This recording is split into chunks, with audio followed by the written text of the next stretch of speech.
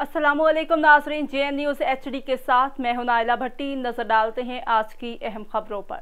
मियां चन्नू के नवाही गांव चक number 4315 L की रहायशी 15 साल यतीम बच्ची से औबाश नौजवान की अरसा 6 माह से ज्यादती, बच्ची हामला हो गई। पुलिस थाना सदर मुकदमा दर्ज करने से इनकारी।